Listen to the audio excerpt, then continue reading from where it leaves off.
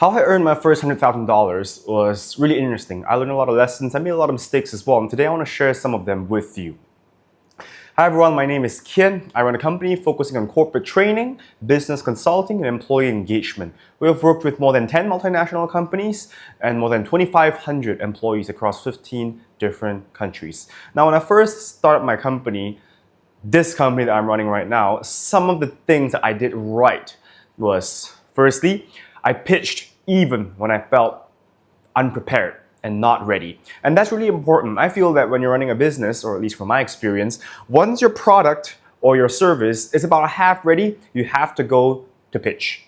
Because in that way, you'll be able to understand what your clients are thinking. Some people, or one of the mistakes I made actually, when I started my first company, not this one, but the one before this one that actually didn't manage to materialize, was that I tried to ensure that everything was ready before I wanted to pitch. And what happened was that I did not end up pitching at all, because when you're preparing for a product or a service to be ready, until you have heard from the client, I feel that it's impossible to feel ready because you'll always be able to find flaws. But the problem with that is that when you take a look at the flaws yourself and you try to fix them based on what you think is right, you're not necessarily making the right decision. If anything, you might be making a lot of wrong decisions because you don't know what the client is thinking. And at the end of the day, what the client is thinking is the most important thing because they're the ones who are paying you. So what's the point of trying to make everything perfect and right from your perspective? When at the end of the day, no matter what you do, and when you bring that product or service to the client, they would have their own opinion anyway. So you might as well pitch to them when it is half ready, so that they will provide you with some feedback, whether in verbal or written form. And you can then work on that particular, what we call prototype or minimum viable product or service, and then take it back to them and say, hey, based on your feedback from the previous meeting, I have done the following changes. Now, that doesn't guarantee that you will automatically close the sale. If anything, the likelihood of you closing that first sale is incredibly low. But if you're able to hear from multiple different clients, and if you're able to detect some sort of pattern that they are suggesting, for example, in my case, selling a corporate training program, maybe you might eventually hear that all of them want the experience to be fun. And maybe that's something that I would not have thought of had I not spoken to clients, because maybe I would have thought that all I want for the corporate training session is for it to be educational. So once I've heard from maybe 10 different prospects that, hey, they want the program to be fun as well, I'll then have a fun element in there. And who's to say that by the 11th prospect, I might not then have some headway as far as business. So I might be able to then sell my first, or rather convert my own deal. So the first mistake I made was that I tried to be completely ready, which is not possible, before I sold. And what I did to recover that mistake in my second business is that I sold when I felt half ready. And I spoke to a lot of prospects, made the right adjustments as I saw fit, and eventually that led to a snowball effect where I was able to close and convert more deals. Of course, I recognize that there are other factors that come into play, and this is just one of the things that I did that managed to potentially help the business. Maybe there were other factors as well. But anyhow, the second thing that I think I did right in this second company is that I presented myself as very confident, because as it turns out, one of the elements of charisma is competence. So when you speak with clients, you want to present yourself as confident, because if you're not confident, how would the client then have confidence in you?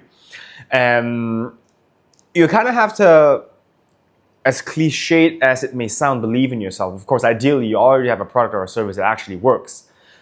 And once you feel that that's the case, when you pitch, you want to feel very confident, even if the client might provide a lot of constructive feedback, or clients might not provide constructive feedback. Maybe they might even mock you. But in the face of that, you have to be very confident. When I started this second company, this training company that I'm running right now, there were many times when I walked into multinational companies with only about 2 or 3 clients under my belt. And to be honest, that wasn't good, because that means that you don't have a lot of social proof as far as instilling confidence in the client. But you have to be confident, because if you're confident, the likelihood of the client or the prospect giving you an opportunity, a first opportunity, becomes incredibly high. And once that first opportunity comes, you then add to your arsenal of social proof. And if you're able to do that multiple times, before you know it, you're going to have a large clientele. And I'm not saying that I have a large clientele, but our clientele grew much faster before I'd expected it to. So the second point would be to be very confident when you're pitching. You don't have to feel really confident in and out, but if you feel that you're able to deliver something that's not too bad, that's at least above average in the market, I think that you should present it as so. Be very confident. The third thing is to be very genuine. Now, when we are starting out, we may feel very desperate because we may want to close our first deal as soon as possible. And as a result, we may appear very desperate. Now, the problem with appearing very desperate is that you might also not be very genuine because you might try to close any deal that you're able to, and you might overpromise as a result. And that is not good.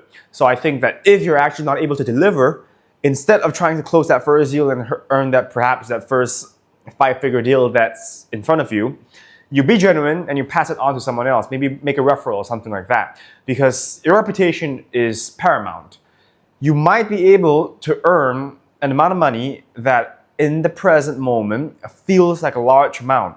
But if that means that your reputation will be on the line, in the long term, that's a bad idea. So you want to be genuine and you want to cultivate a reputation of being genuine amongst your prospects, your clients, and your potential business partners. And I think that in the long term, that will help out. In my own experience, there have been many times where we let go of projects because we really felt that we weren't up for the task.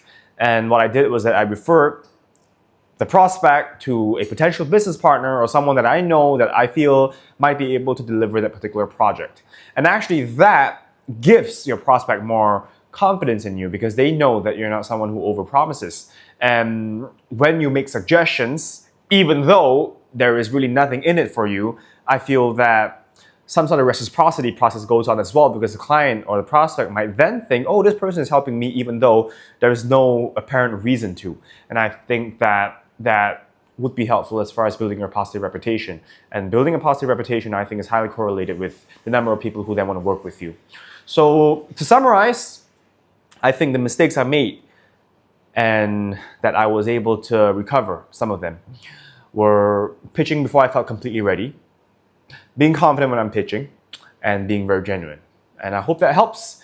And if you enjoyed the video, please like and subscribe, and I will see you in the next one.